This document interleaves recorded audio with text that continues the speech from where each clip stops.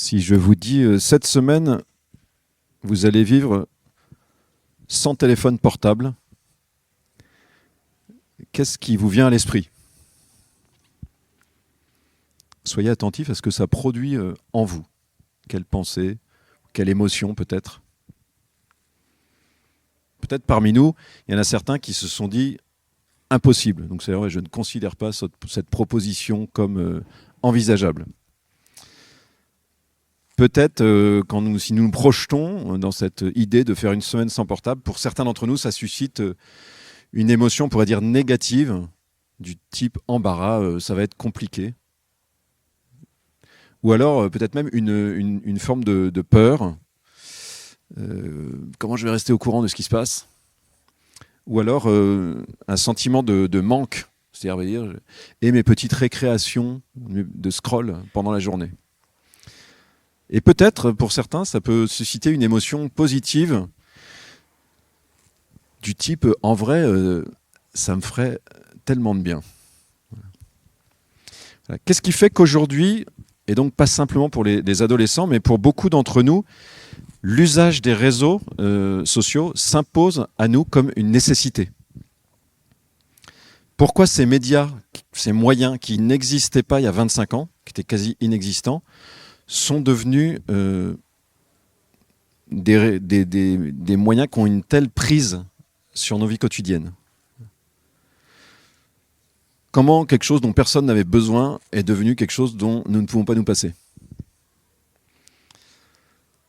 Cet usage des réseaux, il a une certaine prise sur nous, mais qui ressemble à une emprise dans un certain nombre de situations. Et nous en avons tous une certaine conscience. Voilà, aujourd'hui, je vous propose de réfléchir ensemble à cette question: comment dire stop au diktat, c'est-à-dire à ce que nous imposent les réseaux sociaux? La première question, c'est quel type d'emprise les réseaux ont-ils sur ma vie? Et puis la deuxième question, c'est quels sont les moyens dont je dispose pour m'en sortir? Quel type d'emprise? Avant de démarrer, je voudrais juste peut-être partager un constat.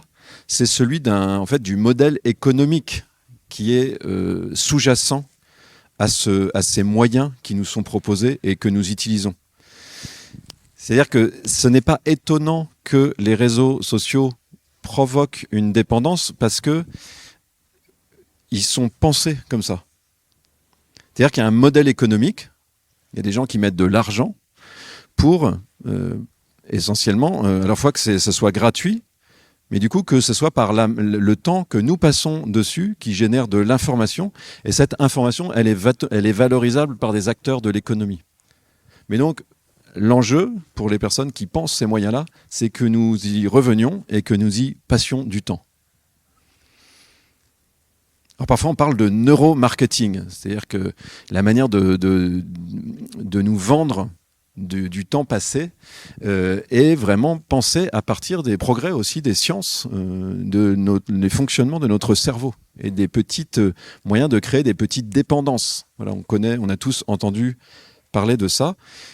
Ça va permettre de créer ce qui est cherché, c'est-à-dire nos consultations et multiples au cours de la journée.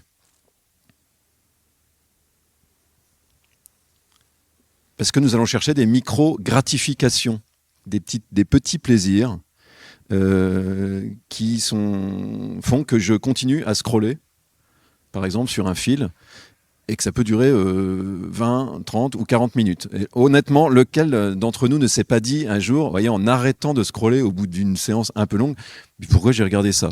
Voilà, je pense que ça nous arrive tous. Vous voyez, mais c'est intéressant de t'entendre s'arrêter, de dire pourquoi je me pose cette question de pourquoi j'ai regardé ça? Pourquoi j'ai fait ça? Voilà. Le fait, la statistique, peut-être vous la connaissez, je ne sais pas si c'est encore valable aujourd'hui, mais il y a un an, je crois que les vidéos les plus vues, c'était des vidéos de chats à l'échelle mondiale. C'est intéressant. Voilà. Qu'est-ce qui fait que l'humanité scrolle des petites vidéos avec des chats qui se cassent la figure ou qui font un truc? Qu'est-ce qui fait que ce soit ça? Qu'est-ce qui se passe, quoi? Alors, qu'est-ce qui se passe? Il y a un premier type de prise ou d'emprise qui est le diktat des apparences. Alors ce sujet que nous proposons ce soir, c'est deux jeunes, parce que de temps en temps je vais dans la rue et puis je vais faire du sondage en disant qu'est-ce que vous aimeriez avoir comme sujet sur le podcast Dieu fait du stop. Et il y a deux jeunes qui me disent nous c'est les réseaux sociaux qui nous mettent la pression sur les apparences. Voilà, est-ce qu'on est dépendant des apparences? Les deux jeunes, ils avaient 18 ans et il y en avait qui avaient un sac Basic Fit. Donc ils sortaient de la salle de sport où ils étaient allés faire de la muscu. Et je leur dis, vous sortez de la salle? Ils me disent non, on sort du McDo. Parce que la norme qui est imposée par les réseaux, c'est que tu vas à la salle, mais après, il faut la prise de masse, donc il faut les protéines. Donc c'est de double steak chez McDo. Alors ce qui était intéressant, c'est qu'ils étaient conscients de cette... Et donc il y en a un qui disait, mais moi les réseaux, ils me mettent la pression au niveau des apparences physiques. Mais on va à la salle et on bouffe derrière. Il dit, mais c'est vrai que quand je me balade dans la rue, vas-y, quand je suis sur les réseaux, tous les gens se ressemblent. Il y a cette espèce de norme qui s'impose. Il dit, quand je vais dans la rue, en fait, c'est pas ça le monde réel. Donc ils sentaient, et en même temps, tous les deux, ils sortaient de la salle. Mais j'ai rien contre la salle, mais ils sentaient en même temps qu'ils étaient sous pression de ces normes, avec une conscience quand même qu'il y a un décalage avec la vraie vie, avec le réel, avec les vrais gens, on pourrait dire. Mais donc concrètement, vous voyez, ces normes, on pourrait dire sociales, alors notamment par l'apparence physique, mais ça peut être plus large, venaient quand même donner forme concrètement à leur soirée du vendredi soir. Ça, c'est la partie un peu réception, comment je me fais parfois informer, mais ça va se traduire aussi par une partie d'émission, c'est-à-dire que moi-même, souvent, parfois, je vais produire du contenu. Voilà. Alors il y a évidemment des usages, je dirais, soft, assez sain, c'est-à-dire que je suis sur un site, peut-être un profil privé, j'ai quelques personnes avec qui je partage un album photo. Je dirais là, il n'y a pas de difficulté, mais le plus souvent, nous nous faisons absorber dans un flux beaucoup plus large où il y a de l'interaction forte. Et pourquoi nous nous faisons aspirer? C'est ce que je disais au tout départ, c'est parce que c'est ça qui intéresse le marché, c'est-à-dire les acteurs. C'est ça, ils veulent qu'on aille que nous allions dans ce flux-là. Et où je vais être aspiré par le fait d'avoir de la visibilité, d'avoir une image aussi acceptable, et je dois être présent. Alors c'est le deuxième type d'emprise. Après, les normes, les apparences ou les normes sociales, c'est ce qu'on pourrait appeler le diktat, si on garde le mot, de la popularité. C'est un des mots-clés des interactions sur les réseaux sociaux, c'est populaire. Voilà.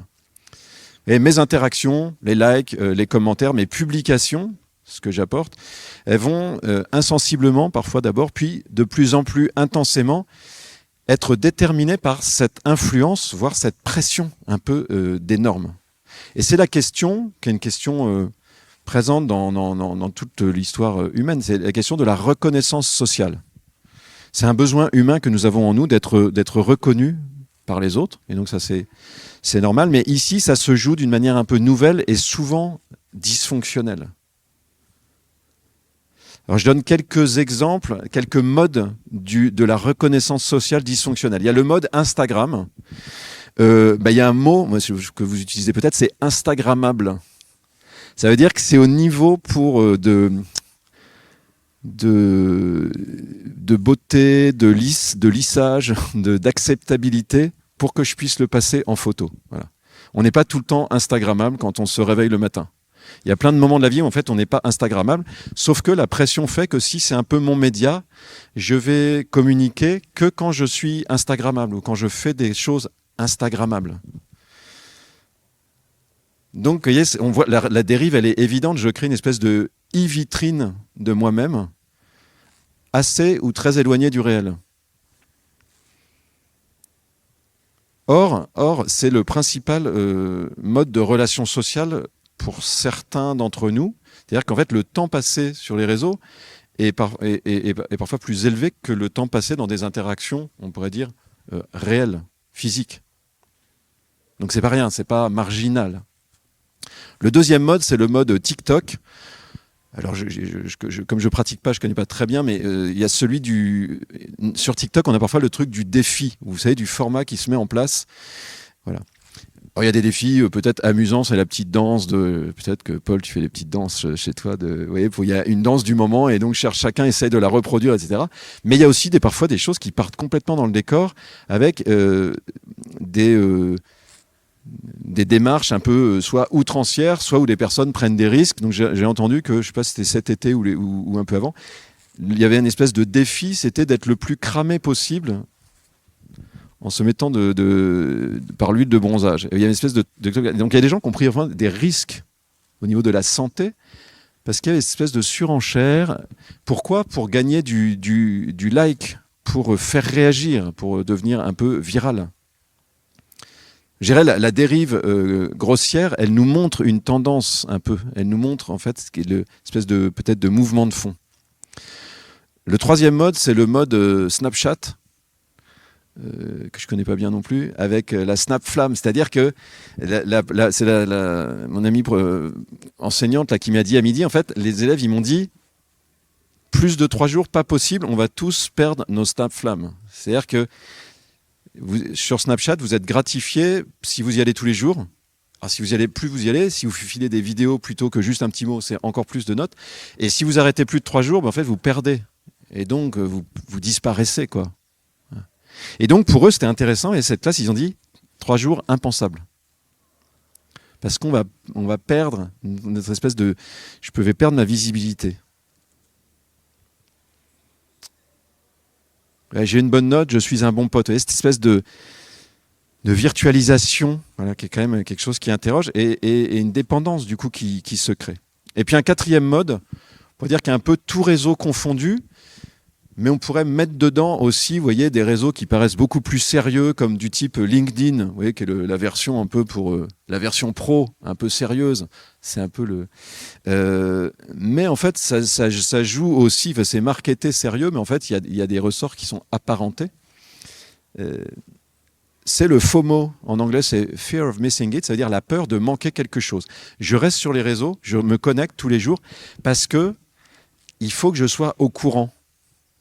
Parce que sinon, quand je viens au bureau, quand je discute avec des amis, si on me dit « tu as vu tel truc » et que je n'ai pas vu, vous voyez, il y a un moment, le sentiment un petit peu d'exclusion, de ne pas être dans le coup, du décrochage ou de la ringardisation, voilà, qui est très difficile à assumer. Donc vous voyez, « ah, t'es pas au courant » ou « ah, t'as pas vu », faut pas l'avoir 3 fois dans sa journée. Sinon, ça devient difficile. Donc tout ça pour dire, vous voyez, il y a un besoin de l'âme, qui est la reconnaissance sociale, qui d'une certaine manière là est comme capté par des acteurs de l'économie et perverti au service d'intérêts financiers. Il faut quand même dire les choses comme elles sont. Et donc ce qui devrait se jouer dans des interactions sociales ordinaires est détourné et enfermé dans des médiations technologiques qui produisent une dépendance.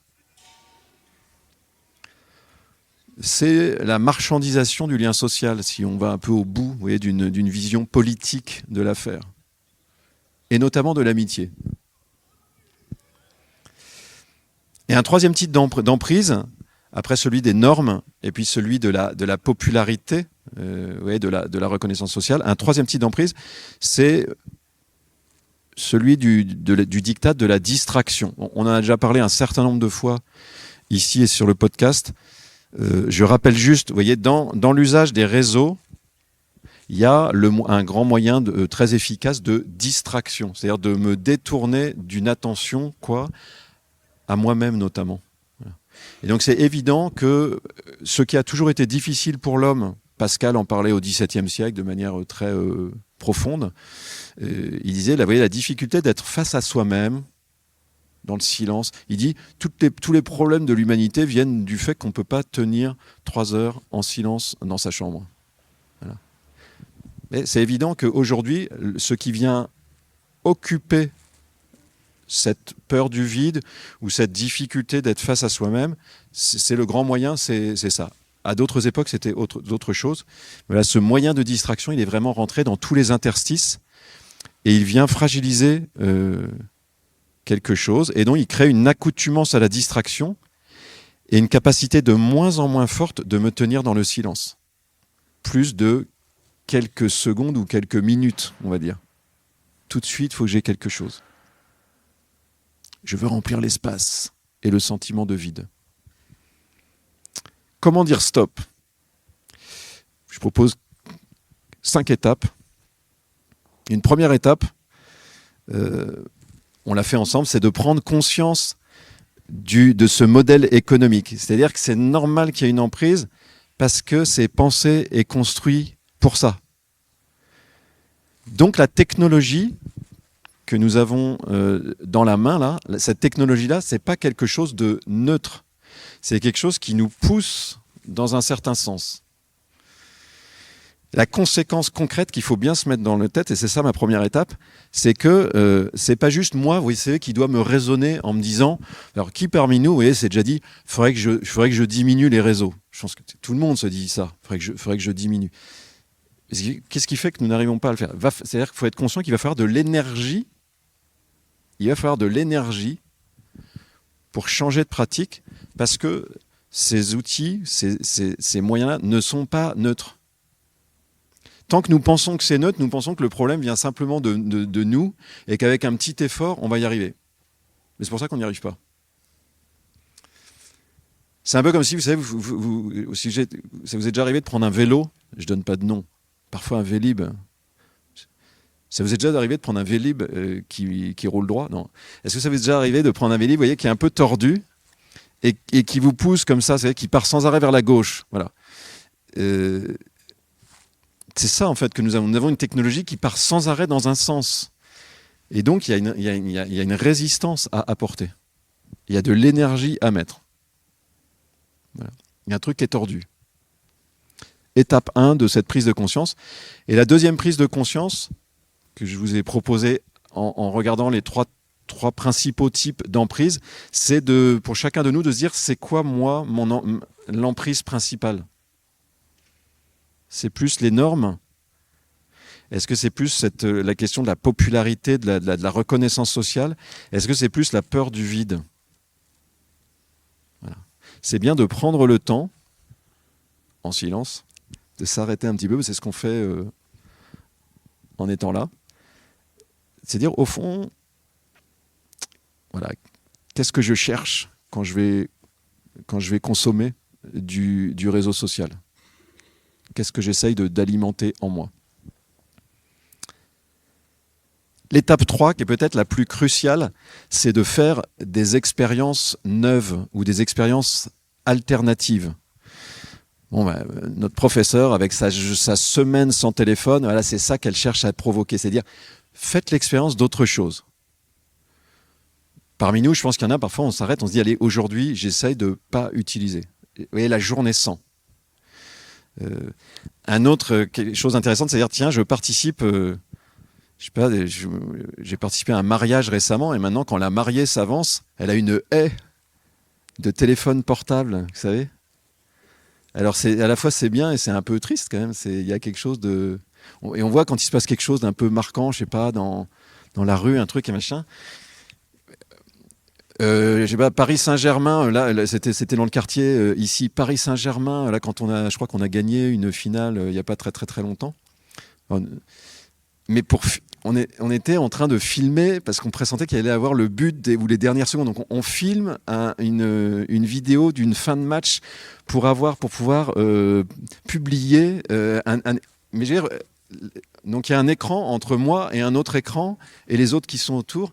C'est quand même il y a quelque chose d'un petit peu pathologique. Alors vous voyez, ce serait une proposition d'événement d'expérience neuve, c'est de se dire tiens, et si j'allais à un événement un peu sympa qui a de la gueule et je m'interdis, il n'y aura pas de publication sur cet événement-là. Voilà. Je tente ça, surtout si j'ai beaucoup l'habitude de le faire. Ou bien, autre expérience alternative, c'est de rester chez moi 1 heure en silence.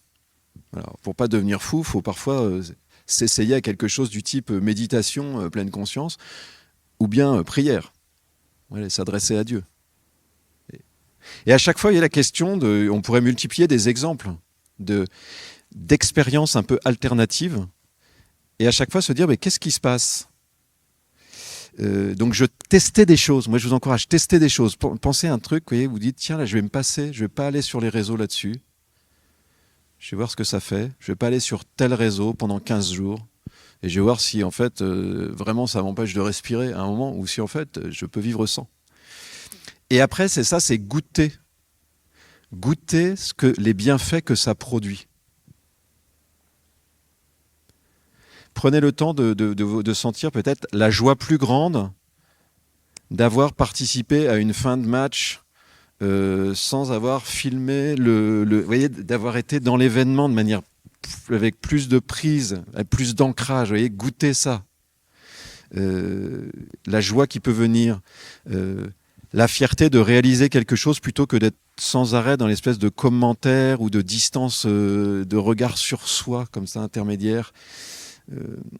Joie, fierté, vous voyez, le contentement d'être dans l'expérience réelle, de dire tiens, en fait, cette personne, au lieu de je vais aller la voir, en fait. Ou alors on s'appelle au téléphone. Plutôt que de passer peut-être par un média, ce qui n'est pas absolument mauvais en soi, mais c'est comme s'il y avait une déperdition de qualité. Donc vous voyez, tentez des choses, essayez des choses, et puis goûtez-les. Et ensuite, faites mémoire de ces bienfaits-là. Parce que l'énergie dont nous avons besoin, vous voyez, il faut aller chercher de l'énergie, c'est ça qu'on a compris. Il faut aller chercher de l'énergie si on veut sortir de l'ornière un peu. Et ce qui va libérer de l'énergie, c'est de réaliser qu'en fait, il y a plus de joie dans moins de réseaux. Vous voyez ?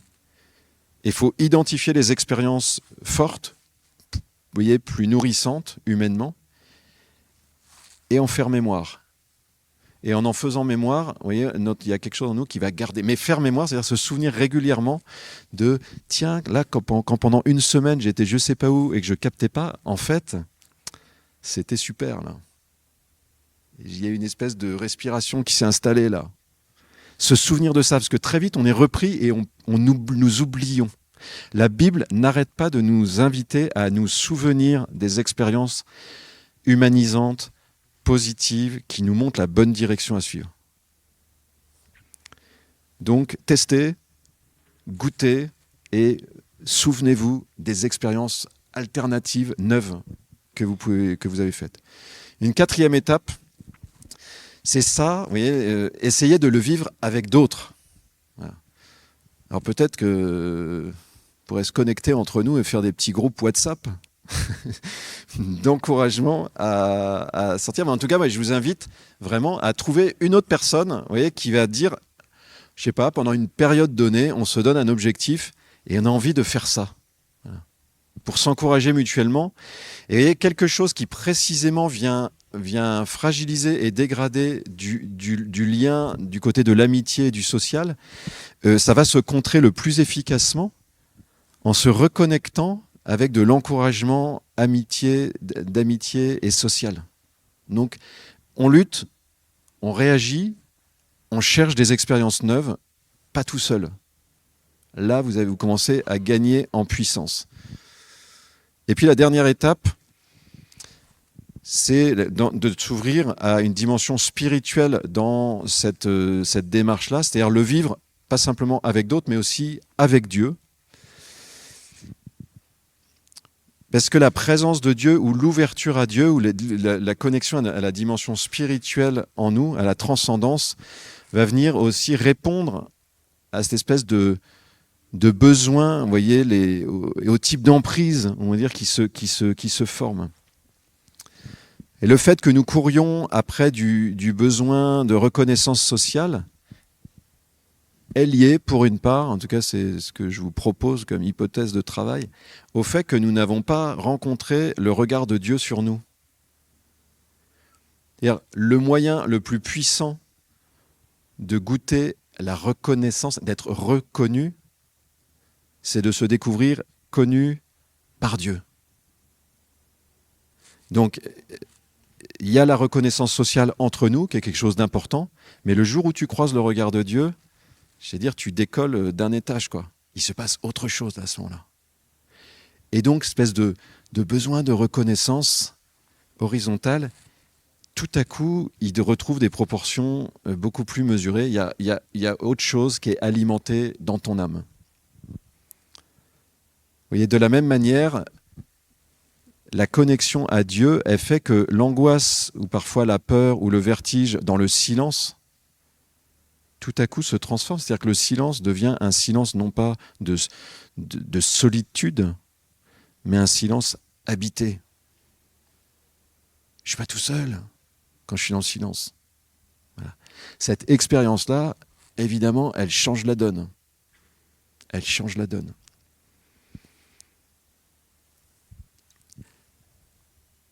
Peut-être un peu plus loin dans l'expérience spirituelle, on peut faire découvrir qu'il est possible de demander des choses à Dieu et qu'il réponde. Et en matière, pour la question qui nous occupe ce soir, vous voyez, c'est possible de demander à Dieu de recevoir de la liberté intérieure là-dessus. Voilà. Donc, si ça vous parle, tentez-le et voyez ce qui se passe. De demander l'aide de Dieu pour changer de manière de vivre. Vous voyez, Dieu peut aussi nous aider dans des domaines hyper concrets. Et puis la dernière chose que Dieu peut faire, c'est qu'il peut nous...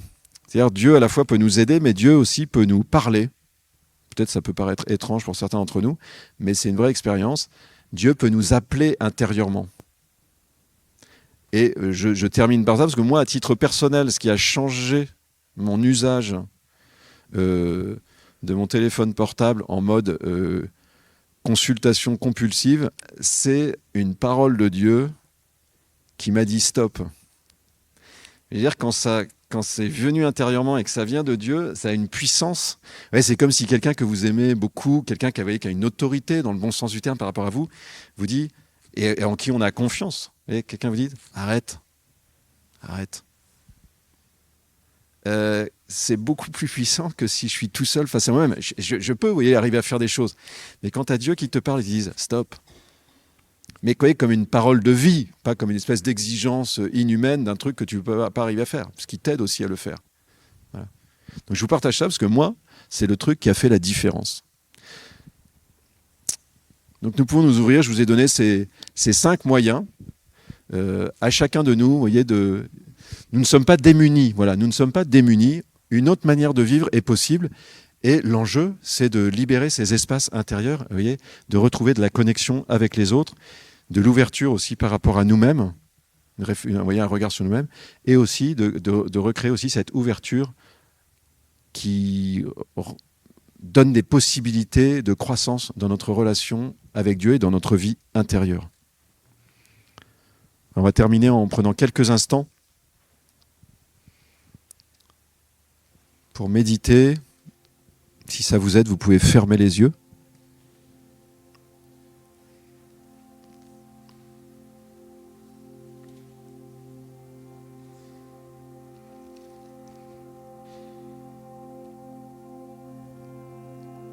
Ouais, peut-être posez-vous simplement cette question à vous-même.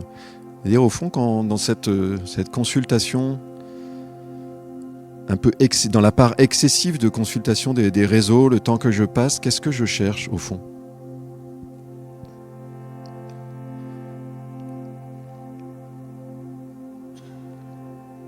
Et qu'est-ce qui s'impose à moi ?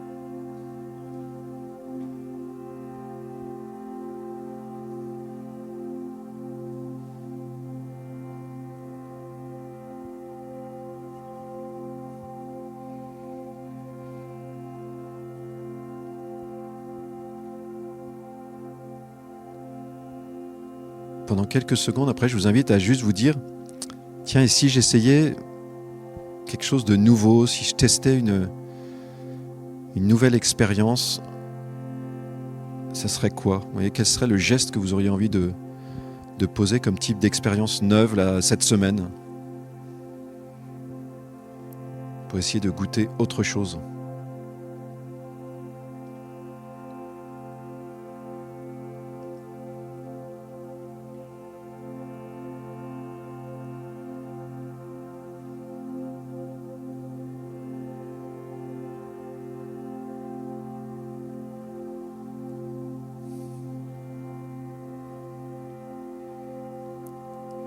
Faites-vous confiance et prenez peut-être la première pensée, la première idée qui vous vient.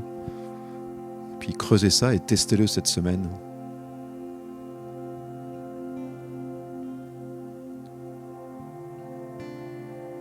Et pour terminer, je vous invite, si ça vous parle, soit à demander à Dieu de l'aide, à lui demander quelque chose pour avancer.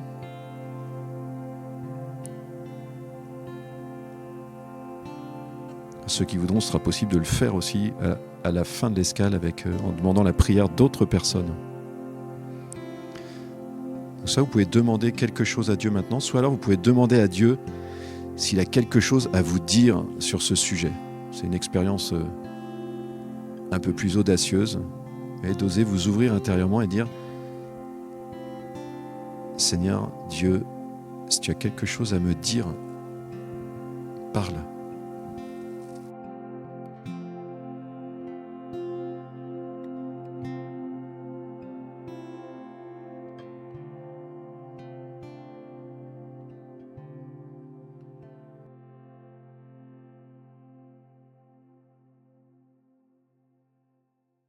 Merci beaucoup d'avoir écouté cet épisode.